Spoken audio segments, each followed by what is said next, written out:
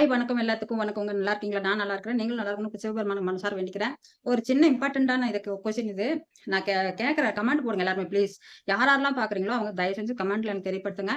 ஒரு யூடியூப் 2 பேரும் யூடியூப்ல தான் இருக்காங்க அவங்க. இன்னும் மானிடைசேஷன் அந்த மாதிரிலாம் எதுவும் இல்ல. ஏதோ ஓரளவுக்கு பண்ணிக்கிட்டு இருக்காங்க. அவங்களுக்கு தெரிஞ்சது அவங்க மெத்தட்ல பண்ணிட்டு இருக்காங்க. என்னுடைய லைவ்ல வந்து அவங்க பேசிட்டு இருப்பாங்க. அப்பப்ப வந்து எங்க சப்போர்ட்க்கு வாங்க அப்படின்னு கூப்பிடுறாங்க. அதனால நானும் போய் ஏதாவது அந்த நோட்டிஃபிகேஷன் வந்ததுனா போய் பார்ப்பேன். பார்த்துட்டு அதுக்கப்புறம் ஒரு 2, 3 கமெண்ட் போட்டு வரேன். இல்லைன்னா பேசிட்டு வந்துருவேன் நானு. மூஞ்சி முகத்தில காட்டி போட மாட்டாங்க. சும்மா ஏதோ ஒண்ணு புடவை ஏதோ ஒண்ணு வச்சுட்டு ஃபோட்டோஸ் ஏதோ ஒண்ணு ஃபோட்டோ வச்சுட்டு போடுவாங்க.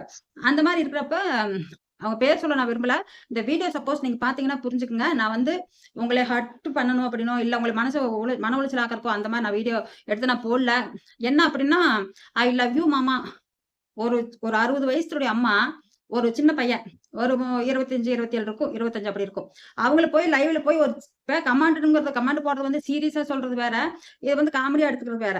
என்ன? இது ஐ லவ் யூ மாமான்னு வந்து யூடியூப்ல மீடியாவுல வந்து பப்ளிக்ல போடக்கூடாது அப்படின்னு சொல்லி இப்ப எனக்கு கொஞ்சம் ஃபோன் பண்ணி பேசுனாங்க. நான் என்ன சொல்றேன்னா, நான் வந்து சொன்னேன். ஒரு க க இது காமெடிக்காக பேசினேன். நார்மலா அவ்வளவுதான். வேற ஒண்ணும் அது இல்ல அப்படின்னேன். திரும்ப திரும்ப கேட்டுக்கிட்டே இருந்தாங்க. கேட்கும்போது நான் கட் பண்ணிட்டு நான் பிளாக் பண்ணிட்டு வந்துட்டேன் நானு. புரிஞ்சுக்குங்க. 2 பேரும் என்கிட்ட பேசியிருக்காங்க. கான்ஃபரன்ஸ் கால் போட்டு பேசியிருக்காங்க. அவங்க சின்ன வயசுனால அவங்களுக்கு எப்படி மைண்ட் இருக்குதோ எனக்கு தெரியல. இல்ல ஒருத்தர் ஒரு 60 வயசு ஒருத்தரு ஐ லவ் யூ மாமான்னு எதுக்கு சொன்னீங்க? அப்படின்னு கேட்கறாங்க. கமெண்ட் லைவ்ல போடுறது. எத்தனையோ பேர் என்னுடைய சேனலுக்கு வர்றாங்க. நான் கல்யாணம் பண்ணிக்கிறேன் அப்படின்னு சொல்லி பேசுவோம். நெறைய பேர் என்னைய அம்மான்னு சொல்ல மாட்டாங்க.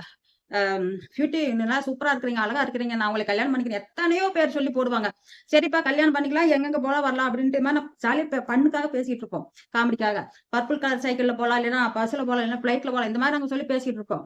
கண்டிஷன்லாம் நெறைய சொல்லுவேன். இந்த மாரி இருக்கணும், அப்படி இருக்கணும். ஐயோ! அப்பா எனக்கு வேண்டாம் அப்படின்னு சொல்லி ஏதோ 2 3 நாளைக்கு அது ஓடும். திரும்ப லைவ்ல பேசுறப்போ பேசிட்டு விட்டுருவோம் அத. அது அவ்வளவுதான். அதுக்கப்புறம் நான் எதுவும் இது பண்ணிக்க மாட்டோம். இது ஒரு காமெடிக்காக, ஃபன்னுக்காக. அந்த பையன் சின்ன பையனா நல்ல தமாஷா நல்ல டைப்பாத்தான் பேசுவாப்படி. அதுக்காக நான் சொன்னேன் இந்த வார்த்தை.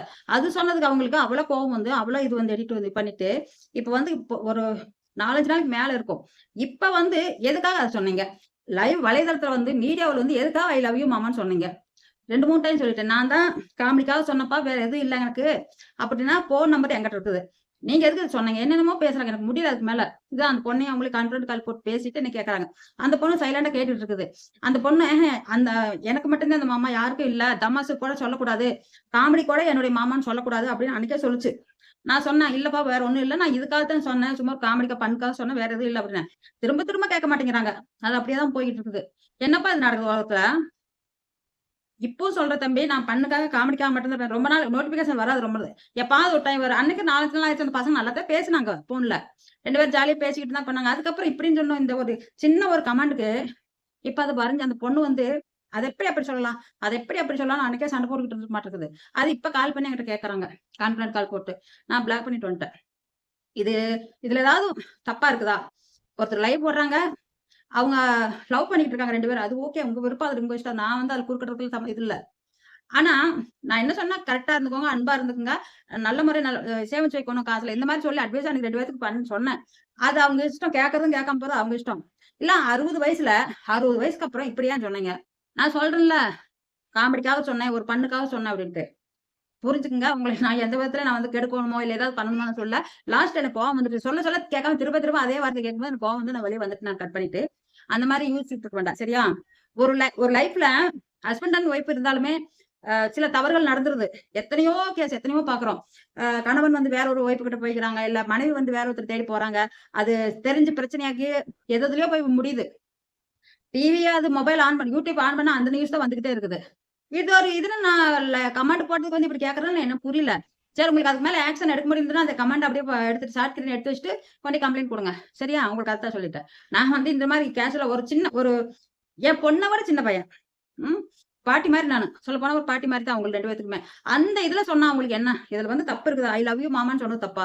ஏன் நீங்க அப்படி சொன்னீங்க? ஏன் நீங்க அப்படி சொன்னீங்க? இதுவே கேட்டா நான் என்னத்த சொல்லட்டு? டக்குனு எனக்கு வேற எதுவும் தோணல. சரி வீடியோ போட்டுருவோம். நம்ம நம்ம சப்ஸ்கிரைபர் நம்ம என்ன பதில் சொல்லுவாங்களோ பார்க்கலாம். அப்படிங்கிறத போட்டேன். இந்த வீடியோ நீங்க யார் பார்த்தாலும் சரி, தயவு செஞ்சு எனக்கு கமெண்ட் போடுங்க. இந்த வார்த்தை வந்து அவங்க 2 பேரும் லவ்வர்ஸ். அந்த பையன் லைவ் போட்டிருக்காப்படி.